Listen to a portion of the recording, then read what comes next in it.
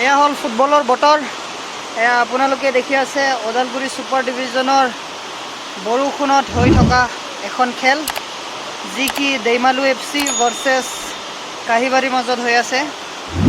তো ইমান ধাৰাসাৰ বৰষুণ, এয়া ইফালে দেখি আছে পুৰা বৰষুণ। আৰু এই বৰষুণত এখন ধুনীয়া খেল, আৰু যিহেতু ফুটবল বৰষুণতে হয়, এখন ধুনীয়া ষ্টেডিয়াম বা এখন ভাল খেলপথাৰ ইয়াৰ কাৰণে প্ৰয়োজন। আজি আপোনালোকে দেখি আছে তো খেলখন বৰষুণ হ'লেও মানে ষ্টপ হোৱা নাই, কাৰণ খেলপথাৰখন ভাল, গ্ৰাউণ্ডখন ভাল যিহেতু, তো তাৰ বাবে যিমান বৰষুণ দিলেও পানী হোৱা নাই, আৰু যাৰ ফলত খেলখন ষ্টপ হোৱা নাই। তো তাৰ বাবে এখন ভাল খেলপথাৰ প্ৰয়োজন হয়। তো নহ'লেতো এনেই আপোনাৰ ধৰি লওক এনেকুৱা বৰষুণৰ টাইমত বহুত গেম যোৱাবাৰলৈকে মানে পষ্টপন হৈ গৈছিলে। আমাৰ ওদালগুৰি লীগখন বহুত মেটচ মানে পষ্টপন হৈ গৈছিলে, গ্ৰাউণ্ড বেয়া হোৱাৰ কাৰণে খেলিব নোৱাৰে, বোকা বহুত পানী, সেইবোৰ অসুবিধাৰ কাৰণে মানে বহুত পষ্টপন হৈ গৈছিলে। তো এইবাৰ এনেকুৱা হোৱা নাই। তো এয়া হ'ল আমাৰ ওদালগুৰি ডিষ্ট্ৰিক্ট স্পৰ্টছ এছ'চিয়েশ্যনৰ আমাৰ ধুনীয়া এখন খেলপথাৰ। তো এয়া য'ত কি ধুনীয়া কৰি বৰষুণ দিলেও দৰ্শকবিলাকে এটলিষ্ট উপভোগ কৰি আছে খেলখন, ইমান ধুনীয়া ফুটবল খেলখন।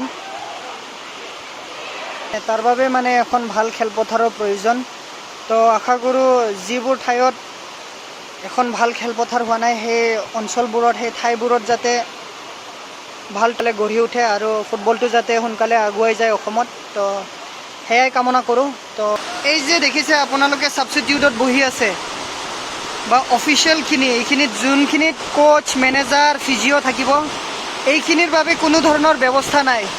এয়া দেখিছে আপোনালোকে, এইটো যাতে সোনকালে, মাত্ৰ আমাৰ ইয়াতে বুলি নহয়, এটা মেছেজ জাষ্ট, এইটো যাতে মানে আমাৰ ফুটবল খেলুৱৈখিনিৰ কাৰণে, বা ধৰি লওক প্ৰত্যেক ডিষ্ট্ৰিক্ট স্পৰ্টছ এছ'চিয়েশ্যনে এইটো যাতে এইখিনি কৰে, যাতে বৰষুণৰ টাইমত ধৰি লওক এই ৰেফাৰী হওক বা ছাবষ্টিটিউট, তো এইখিনিৰ কাৰণে যাতে বৰষুণ নপৰিবৰ কাৰণে য'তে য'তে নহওক কিয় টুৰ্ণামেণ্ট হ'লেও এই সৰু কৰি ধৰি লওক এই বৰষুণৰ বতৰত, যিহেতু ফুটবল খেল বৰষুণতে হয়, তাৰ কাৰণে মানে এই ব্যৱস্থাখিনি কৰিব লাগে। আৰু নহ'লে এতিয়া চাওক, ক'ব গ'লে আপোনাৰ 90 মিনিট ভিজি থকা ৰেফাৰী হ'লেও বা ছাবষ্টিটিউটত যোনে যোনে বহি থাকে, তো এওঁলোকৰ কাৰণে মানে সেই ব্যৱস্থাটো কৰিব লাগে। আৰু প্লেয়াৰ্ছখিনি খেলি থাকে, প্লেয়াৰ্ছখিনি গৰম হৈ থাকে বডিটো, তাৰ কাৰণে প্লেয়াৰ্ছখিনিক ইমান এটা অসুবিধা নহয়।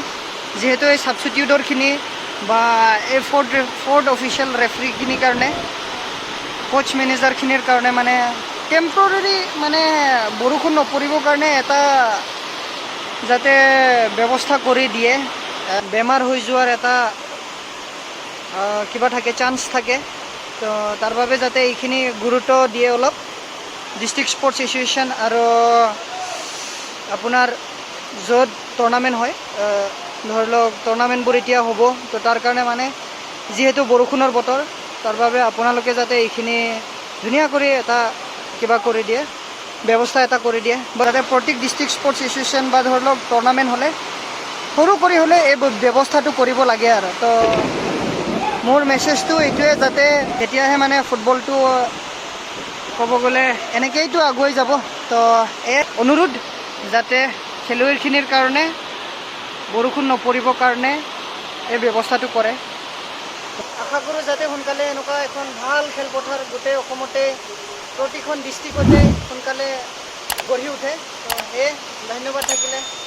যদি এই ভিডিঅ'টো ভাল লাগিছে অলপ, তেতিয়াহ'লে লাইক কৰি দিব, আৰু ধুনীয়া এটা মৰমৰ কমেণ্ট কৰি দিব। ধন্যবাদ। এয়া আমাৰ ওদালগুৰিৰ ধুনীয়া এখন ষ্টেডিয়াম।